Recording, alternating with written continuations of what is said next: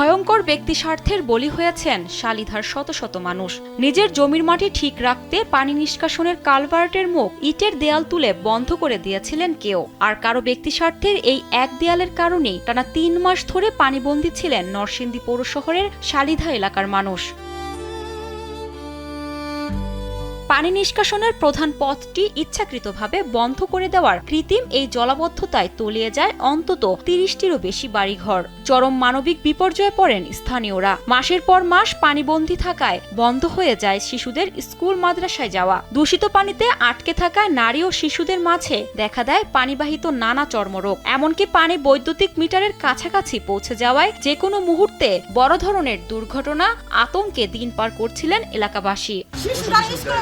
না শরীর মধ্যে বয় তার লাগে ডেলি 3 বার সইতে তো বইরা আমরা পানি খাই, ডেলি সইতে পরে পানি খাই। এখন যে ময়লা পানি আমরা সাইকে খাওয়া লাগে, বুঝতে পানি না খাওয়া এ পানি খাইলে খোলা পানি পাতলা হয় না। সাপ আছে, আমরা এই বয়ে গেছি, অনেক যুগ আছে, মানে আইতেও পারি না, ঘরের মাল সাবান নিতে পারি না, রাস্তা ভালো না, কিছু না।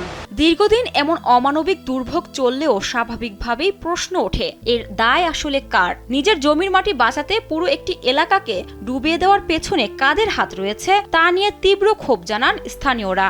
পানির জন্য রান্না বান্না করতে পারি না, বাচ্চা নিয়ে বাচ্চা কাঁচি টিকা পড়ে যায়, এই বৃষ্টির পানি, এটা তো বন্যাও না। বন্ধ করছে কারা বলতে মেন রাস্তার পাশে একটা যে কালভার্ট ছিল, কালভার্টটা বন্ধ হয়ে যাওয়াতেই মূলত এরকম বন্ধ করা করছে। যারা কারখানা ফ্যাক্টরি করছে তারাই করছে, মাটি ভরাট করে নিয়েছে।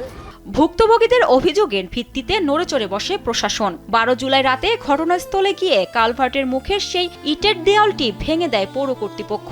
এতে দীর্ঘ ৩ মাস পর স্বাভাবিক হয় পানি চলাচল। এছাড়া শালিধার যে বিষয়টা, ওখানে কিছু প্রভাবশালী মহল বালি দিয়ে পানির গতিপথটা রোধ করেছিল, তো আমরা গতকাল এটাকে অপসারণ করেছি এবং আমাদের এখানে টেন্ডার হয়ে গেছে। এখন আমরা এটাকে রিং পাইপ দিয়ে আমরা এই সমস্যার সমাধান করার চেষ্টা করছি। দেয়াল ভাঙার পর ৩ মাসের দুঃসহ দুর্ভোগের হয়তো অবসান হয়েছে, কিন্তু সাধারণ মানুষের মনে প্রশ্ন রয়েই গেছে। ব্যক্তি স্বার্থে জনগুরুত্বপূর্ণ একটি কালভার্ট যারা এভাবে বন্ধ করেছিল তাদের বিরুদ্ধে আদৌ কোনো ব্যবস্থা নেওয়া হবে কিনা, এখন সেই উত্তরেরই অপেক্ষায় শালিধা এলাকার মানুষ।